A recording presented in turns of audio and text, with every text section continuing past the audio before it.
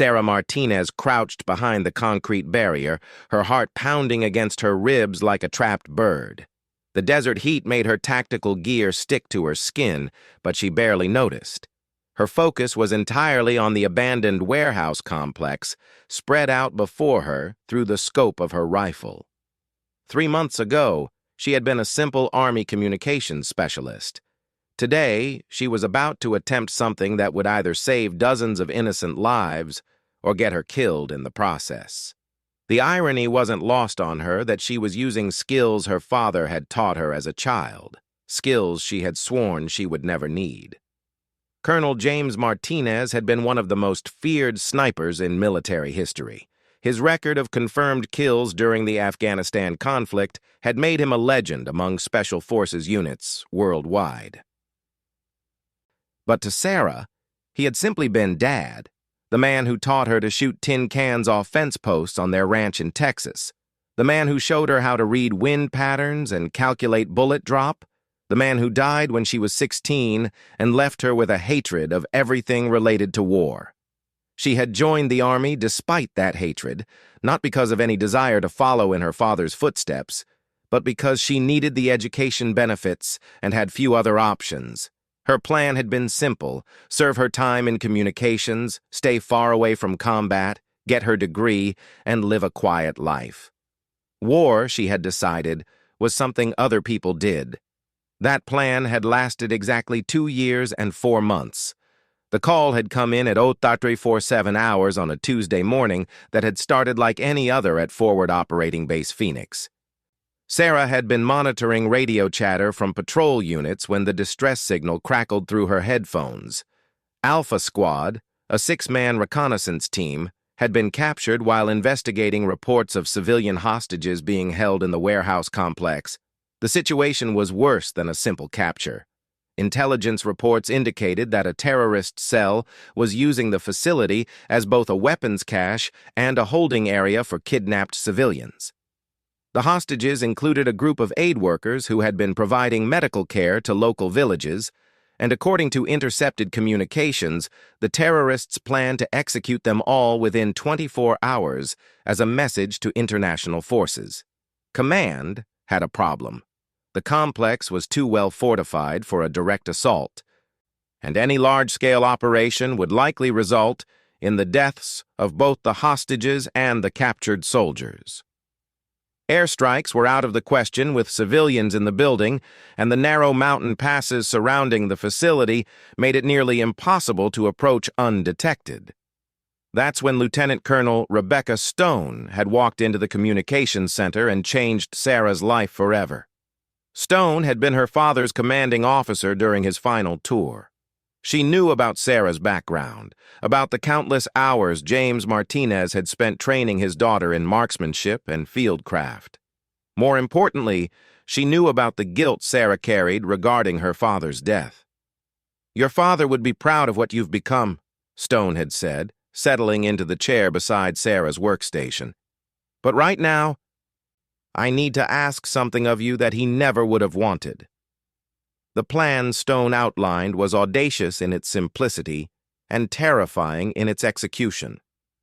Sarah would infiltrate the complex alone, using skills she hadn't practiced in years to eliminate key targets and create enough chaos to allow both the hostages and captured soldiers to escape.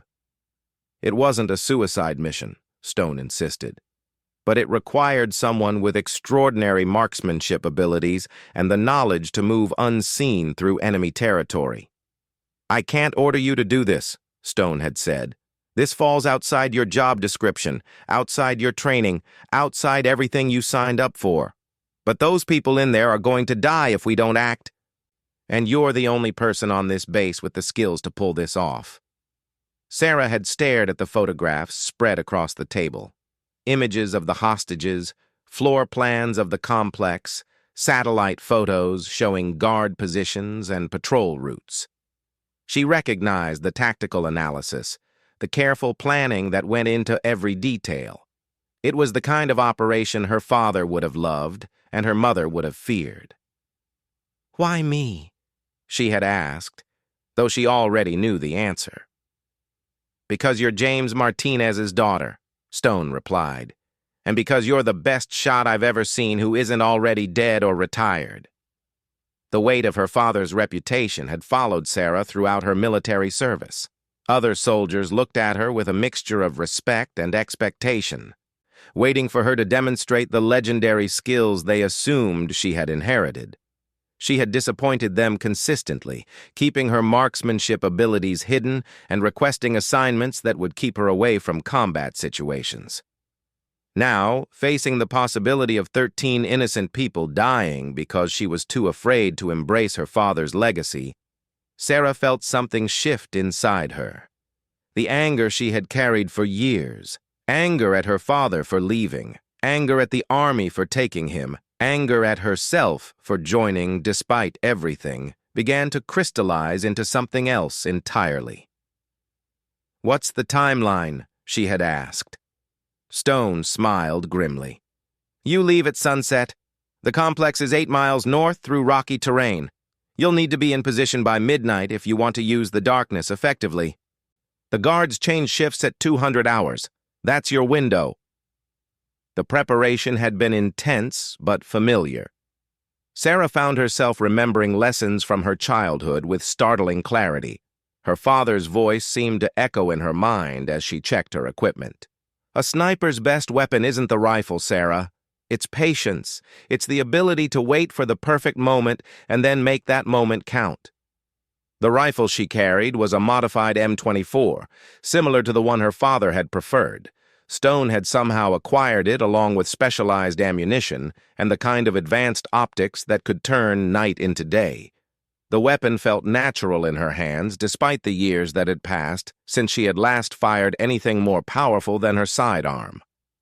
"Your father's final mission report is in here," Stone had said, handing her a sealed envelope. "He wrote it the night before he died. I never showed it to you because I thought it might make things harder. Now I think you need to read it." Sarah had taken the envelope but hadn't opened it.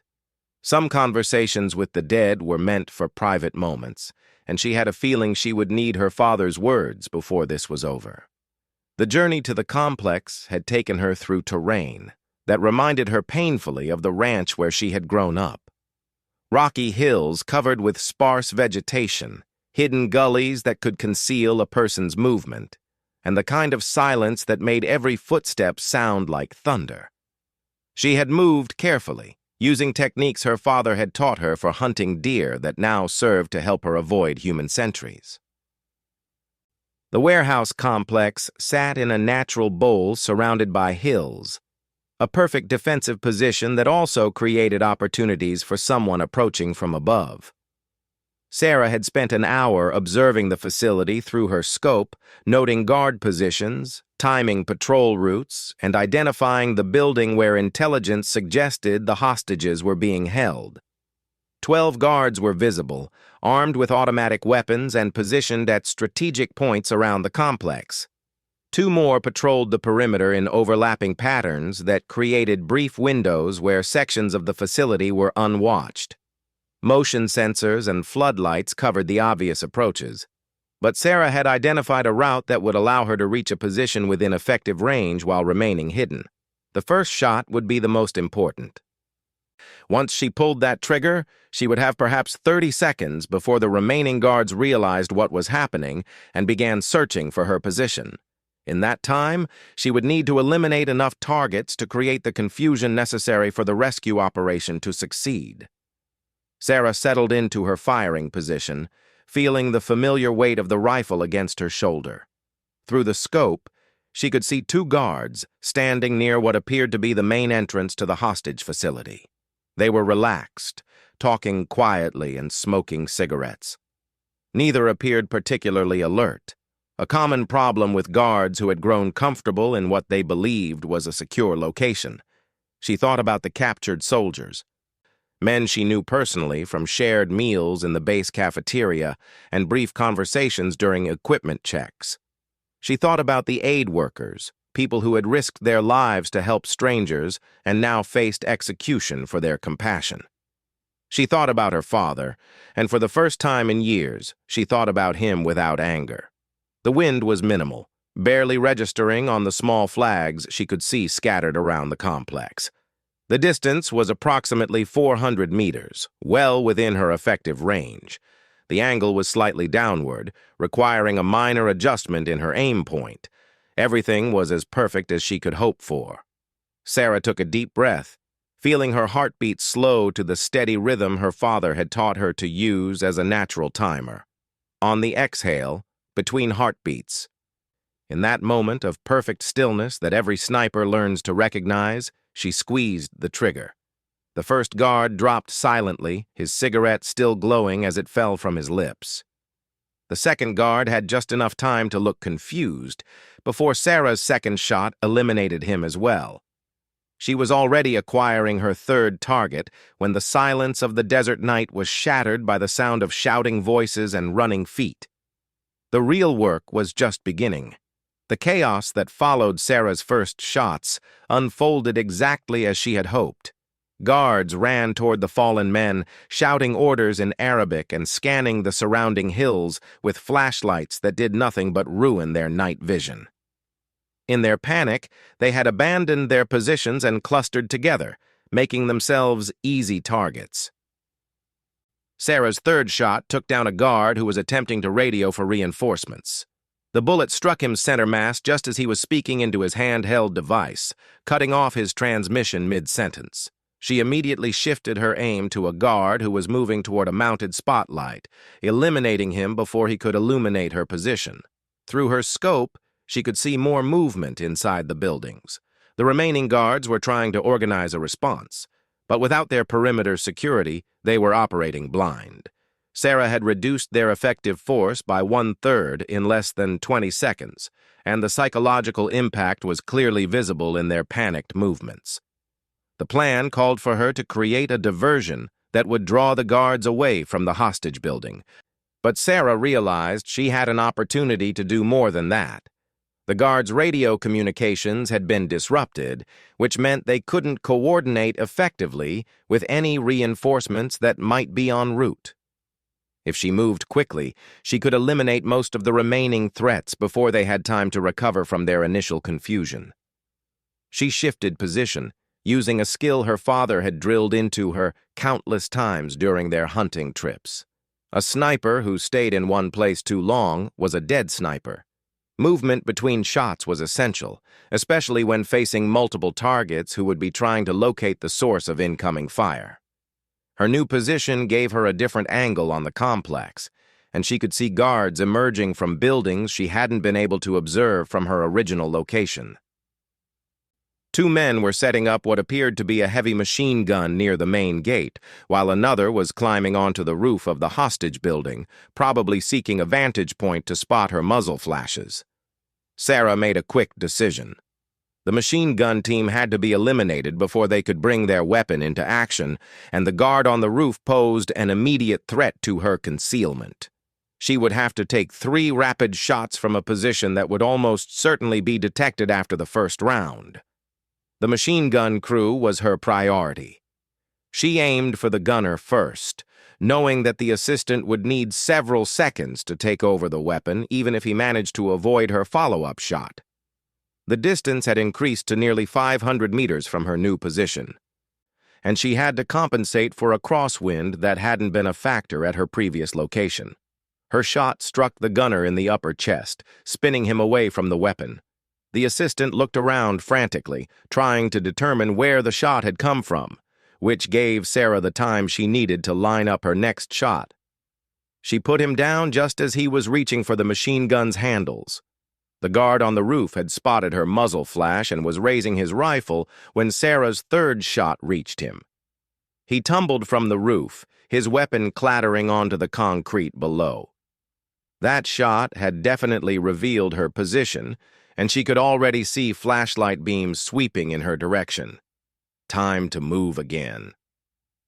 Sarah rolled away from her firing position just as automatic weapons fire began chewing up the rocks where she had been lying. The remaining guards were shooting blindly into the darkness, which was exactly what she wanted them to do.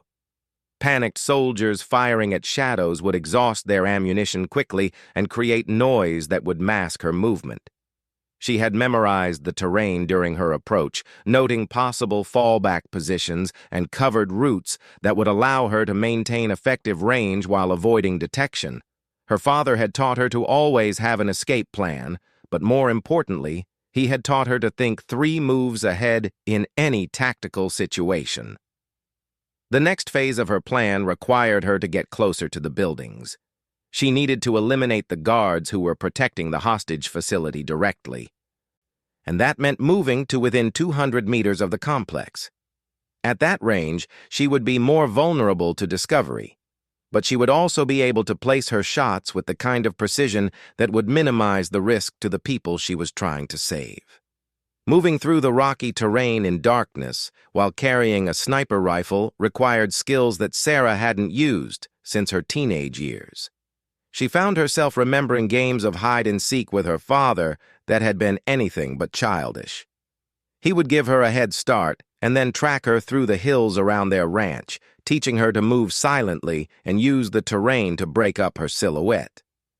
A good sniper is invisible not because of camouflage, he had told her, but because she understands how to become part of the landscape. You don't hide from the enemy, you make the enemy look right through you. Those lessons served her well now as she made her way down the hillside toward the complex. The guards were still firing sporadically at her previous positions, and she could hear voices shouting orders in multiple languages. The confusion was working in her favor, but she knew it wouldn't last long. Eventually, someone would take charge and organize a systematic search.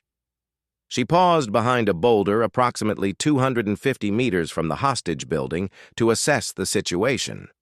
Through her scope, she could see movement behind windows, but she couldn't determine whether the figures she was observing were guards or hostages. The intelligence reports had indicated that the prisoners were being held in the main room of the building. But Sarah needed to be certain before she started shooting through windows. That's when she remembered the envelope Lieutenant Colonel Stone had given her. Her father's final mission report might contain tactical insights that would help her now. She pulled it from her gear and carefully opened it, using a red filtered flashlight to read the handwritten pages inside. The report was dated 3 days before her father's death, describing a hostage rescue operation that had many similarities to her current situation. As she read, Sarah realized that Stone hadn't given her this document randomly. The mission her father had described involved the same terrorist cell that was now holding the aid workers and captured soldiers. The key to success in operations like this, her father had written, is understanding that terrorists rely on fear and chaos to maintain control. When that control is challenged effectively, they often make predictable mistakes. They will prioritize their own safety over their hostages. They will abandon defensive positions to pursue threats, and they will communicate in ways that reveal their intentions. Reading her father's tactical analysis, Sarah began to see patterns in the guards' behavior that she had initially missed. Their response to her attack had been disorganized, but it followed a predictable structure. They had concentrated their forces around what they perceived to be the most valuable assets, their weapons cache and escape routes, rather than the hostages. This meant that the building where the prisoners were being held was now less heavily defended than it had been at the start of the engagement. More importantly, her father's report included detailed floor plans of the facility that were far more accurate than the intelligence Sarah had been given. The building layouts had apparently remained unchanged in the years since her father's mission, and his notes included the locations of hidden exits and blind spots that weren't visible in satellite photographs. According to the report, there was a skylight in the hostage building that provided access to the main holding area. If Sarah could reach the roof without being detected, she could potentially observe the interior and determine exactly where the prisoners were being held. That information would allow her to place her shots with surgical precision when the time came to eliminate the remaining guards. Getting to the roof meant crossing open ground under the noses of the remaining guards, but Sarah could see a route that would work. The terrorists had turned off most of their exterior lighting to avoid giving her easy targets, which ironically made it easier for her to move without being seen. She began working her way around the perimeter of the complex, using vehicles and equipment as cover. The guards were still focused on the hills where they believed she was hiding, and their attention was directed away from the facility itself. It was a classic mistake that her father had warned her about. Soldiers often assumed that threats would come from the most obvious direction. The climb to the roof was the most dangerous part of her approach. She had to use a drainage pipe that was exposed to observation from multiple angles, and if any of the guards happened to look in her direction, she would be completely visible. But the noise from their continued random firing provided cover for the small sounds her movement might make. Once on the roof, Sarah crawled carefully to the skylight her father had mentioned in his report.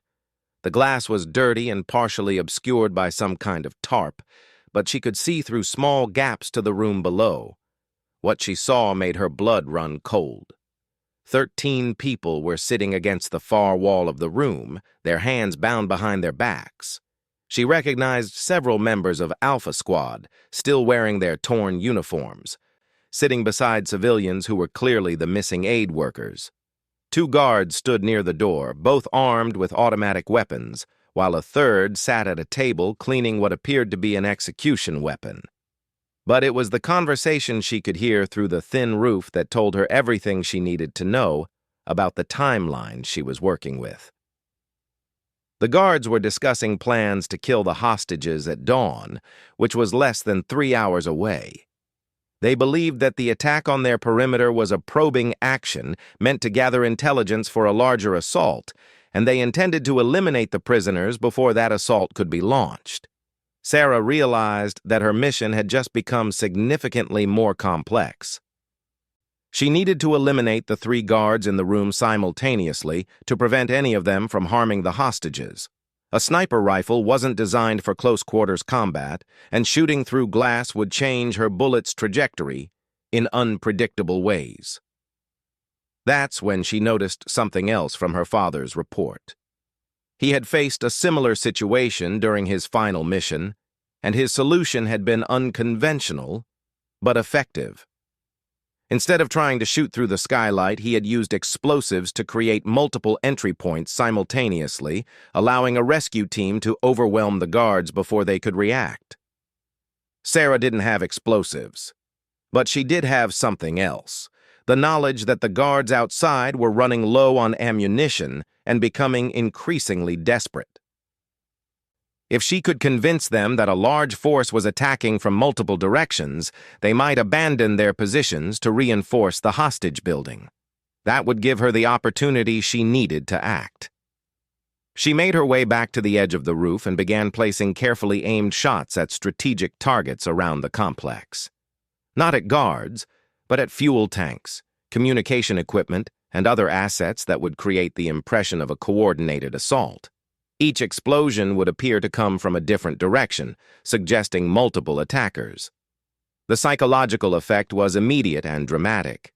The remaining guards began abandoning their positions and running toward the hostage building, exactly as Sarah had hoped they would. But that created a new problem. She now had fewer targets to work with. But those targets were concentrated in the one place where a mistake could be fatal to the people she was trying to save. Through the skylight, she could see that the guards in the hostage room had been joined by 3 others. 6 armed men, all positioned where they could kill the prisoners in seconds if they sensed immediate danger. Sarah had gone from a relatively simple long-range engagement to a close-quarters situation that required split-second timing and perfect accuracy. She thought about her father's words from his final report. Sometimes the most difficult shot isn't the longest one, or the most technically challenging one. Sometimes it's the shot you have to take when the lives of innocent people depend on your ability to be perfect under pressure. Looking down through the skylight at the hostages, people who had volunteered to help others and soldiers who had been doing their duty when captured, Sarah felt the full weight of her father's legacy settling on her shoulders. This was the moment when all those childhood lessons, all those hours of practice, and all those years of trying to avoid this exact situation would finally be tested. Sarah stared down through the skylight at 6 armed guards surrounding 13 bound hostages, knowing that her next few decisions would determine who lived and who died. The margin for error had disappeared completely. One mistake, one missed shot, one moment of hesitation, and innocent people would pay the price. She pulled out her father's letter again, searching for guidance that might help her navigate this impossible situation. Near the end of his mission report, she found a passage that seemed written specifically for this moment. The hardest lesson for any sniper to learn is that sometimes the shot that saves lives isn't the one you take, but the one you don't take. Patience isn't just about waiting for the right moment. It's about creating the right moment through preparation, positioning, and understanding your enemy better than they understand themselves. Reading those words, Sarah realized she had been approaching the problem incorrectly. She had been thinking like a sniper when what she needed was to think like her father, a tactician who understood that the most effective solutions often came from changing the rules of engagement entirely. The guards below were nervous but not panicked. They were following a plan, which meant their actions would be predictable. According to her father's notes, terrorists in hostage situations typically established specific protocols for different threat levels. If she could identify what those protocols were, she might be able to manipulate the guards into positioning themselves where she could deal with them more effectively. Sarah observed the guards' positions and body language carefully. 2 were stationed by the door, clearly designated as the primary defensive position. 2 more flanked the hostages, positioned to control the prisoners if they attempted to escape. The remaining 2 appeared to be leaders, standing near a radio and occasionally giving orders to the others. She noticed something else. There was a pattern to their communication. Every few minutes, one of the leaders would attempt to contact someone outside the building. When those communications failed, a result of Sarah having destroyed their primary radio equipment earlier, they became visibly more agitated. That gave her an idea. The guards were expecting reinforcements or instructions from a higher authority. When those communications continued to fail, they would eventually be forced to make decisions on their own. If Sarah could create the impression that their situation was deteriorating faster than it actually was, she might be able to pressure them into making mistakes that would create the opportunities she needed. She made her way back to her rifle and carefully aimed at a water pipe that ran along the outside wall of the hostage building. The shot severed the pipe cleanly, sending a spray of water across one of the windows. To guards already on edge, it would sound like incoming gunfire that had just missed its intended target. The reaction was immediate. The guards inside began shouting at each other, and she could see them moving away from the windows. More importantly, 2 of the guards left their positions near the hostages and joined the others near the door, apparently preparing for an imminent assault. Sarah fired again, this time at a metal ventilation cover on the roof. The bullet struck with a loud clang that echoed through the building. She followed it quickly with a 3rd shot that shattered a window on the far side of the complex, creating the impression of coordinated fire from multiple directions. Through the skylight, she could see that her psychological warfare was working. The guards were now clustered together near the entrance, their attention focused on the door rather than the hostages. But they were still armed and alert, and she was still looking at a situation where she would need to eliminate 6 targets in rapid succession. That's when she noticed something that changed everything. In their haste to respond to what they believed was an imminent assault, the guards had left their radio equipment unattended near the hostages. One of the captured soldiers, Sarah recognized him as Sergeant First Class Rodriguez from Alpha Squad, was slowly working his way toward the radio, using movements so subtle that the distracted guards hadn't noticed. Rodriguez was a communications specialist, just like Sarah. If he could reach that radio, he might be able to contact the base and coordinate with the rescue operation that Lieutenant Colonel Stone had positioned as backup. But he would need time to work free of his restraints and reach the equipment without being detected. Sarah realized she could provide that time by keeping the guards focused on external threats rather than their prisoners. She began a systematic campaign of harassment fire, placing shots at locations around the building that would suggest a coordinated assault was building toward a climax.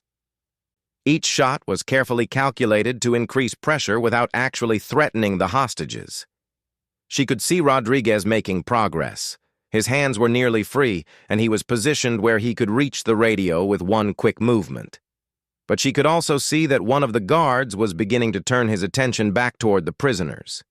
If he noticed what Rodriguez was doing, the opportunity would be lost. Sarah made a decision that her father would have understood. Instead of taking a shot that might eliminate one guard but alert the others, she fired at a piece of equipment outside the building that exploded in a shower of sparks and smoke. The dramatic display drew all 6 guards toward the windows, giving Rodriguez the cover he needed to complete his escape from the restraints. What happened next unfolded with the kind of precision that only comes from soldiers who have trained together extensively. Rodriguez reached the radio and began transmitting on emergency frequencies, while the other members of Alpha Squad used the guards' distraction to begin freeing themselves and the civilian hostages. It was a coordinated action that Sarah could never have planned, but that her harassment fire had made possible. The guards realized what was happening just as Rodriguez finished transmitting their location and situation. They turned back toward the hostages with their weapons raised, and Sarah knew that her moment had finally arrived. She would get one chance to prevent a massacre, and it would require shooting through glass at targets that were partially obscured by the people she was trying to save. She took a deep breath and remembered everything her father had taught her about shooting under pressure. Breath control, sight picture, trigger squeeze, follow-through. The same fundamentals that had guided her through countless hours of practice on the ranch would have to be enough now when lives hung in the balance. Her first shot went through the skylight and took down the guard who was closest to the radio, preventing him from destroying the equipment that was now broadcasting their location to rescue forces. The sound of breaking glass and the sight of their companion falling caused the other guards to look upward, which was exactly what Sarah had hoped for. Her second and third shots eliminated the 2 guards who had been standing near the door. The remaining 3 were now looking directly at the skylight, raising their weapons toward her position, but they had also moved away from the hostages in their instinctive reaction to the threat from above. Sarah's 4th shot took down a guard who was aiming directly at her, and her 5th eliminated another who was turning back toward the prisoners. The final guard was diving for cover behind an overturned table, but his position left him exposed to Sarah's angle through the skylight. Her 6th shot ended the immediate threat to the hostages, but Sarah knew that more danger might be approaching from outside the building. She had been engaged for nearly 30 minutes now, and any reinforcements in the area would be converging on the complex. She needed to maintain overwatch until the rescue operation could extract everyone safely. She was repositioning to cover the approaches to the building when she heard the distinctive sound of helicopter rotors in the distance. Lieutenant Colonel Stone had positioned a quick reaction force within range of the complex, and Rodriguez's radio transmission had given them the information they needed to launch an immediate rescue operation. 2 Black Hawk helicopters appeared over the horizon, approaching fast and low to avoid detection. Sarah could see rappelling lines being prepared and knew that within minutes the building would be secured by professional soldiers who could handle any remaining threats more effectively than she could from her position on the roof. But as she watched the helicopters approach, Sarah realized that her father's most important lesson hadn't been about shooting or tactics or fieldcraft. It had been about understanding when to act and when to trust others to do their jobs. She had created the opportunity for the rescue to succeed, but now she needed to step back and let it happen. The insertion went flawlessly. 12 soldiers fast-roped from the helicopters and secured the building in under 3 minutes. Sarah remained in overwatch position until she received the all-clear signal, then finally allowed herself to relax for the first time since the mission began.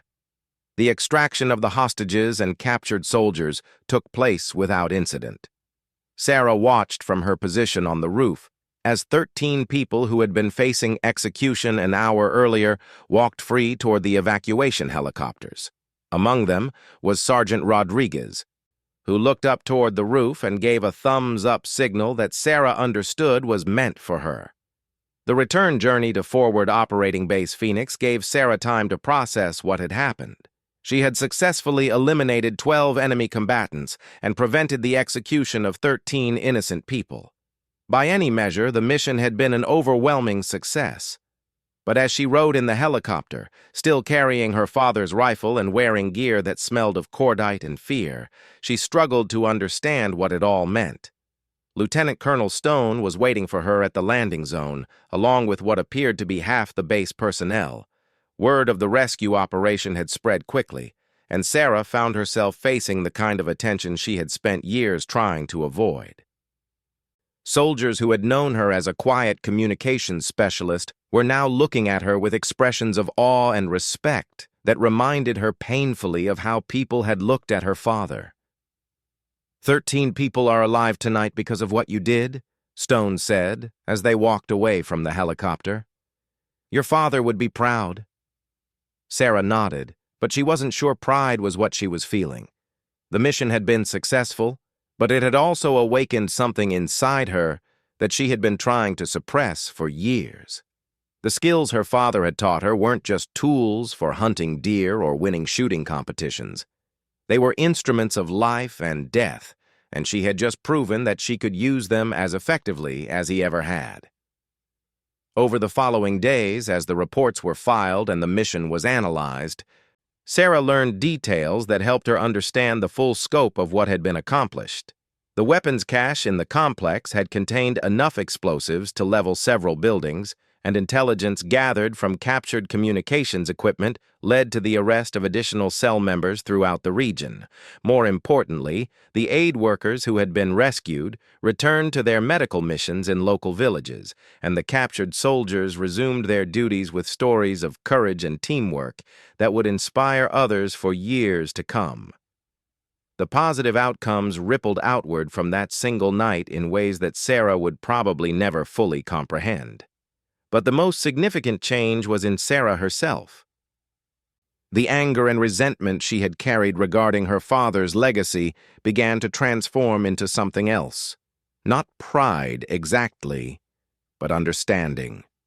She began to see that his skills and her skills weren't inheritances she had to accept or reject, but tools that could be used to protect people who couldn't protect themselves.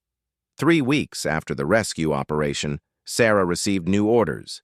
She was being transferred to a special operations unit where her unique combination of technical communication skills and marksmanship abilities would be put to use in situations similar to the one she had just survived. The assignment was voluntary, but Stone made it clear that Sarah's talents could save many more lives if she chose to use them. Standing in her quarters, holding the orders and thinking about her future, Sarah finally opened the last page of her father's mission report, a personal letter he had written to her on what turned out to be his final night alive. My dear Sarah, the letter began, if you are reading this, then something has happened to me, and you have found yourself in a situation where the skills I taught you have become necessary. I hope that day never comes. But if it does, I want you to know that I never intended for you to follow in my footsteps unless you chose to do so freely. The abilities you have aren't a burden or a destiny. They're gifts that can be used to make the world a better place, not through violence or conquest, but through protection of the innocent and defense of those who cannot defend themselves. That distinction makes all the difference between a killer and a guardian. Whatever you decide about your future, know that I love you and I'm proud of the person you've become. The choice of how to use your gifts is yours alone, and any choice you make with a clear conscience and a compassionate heart will be the right one. Your loving father, James Martinez. Reading those words, Sarah understood that her father had known this moment would come, and he had trusted her to make the right decision when it did. She looked at her new orders, then at the rifle case containing the weapon that had saved 13 lives, then out the window toward the distant mountains where other people might someday need the kind of help only she could provide. For the first time since her father's death, Sarah Martinez smiled when she thought about the future. She had finally learned the difference between inheriting a legacy and choosing to honor one. The skills were the same, but the purpose behind them had been transformed from something that caused pain into something that could prevent it. She signed the orders accepting her transfer and began planning for a career that would have made her father proud, knowing that she was finally ready to be the person he had always believed she could become.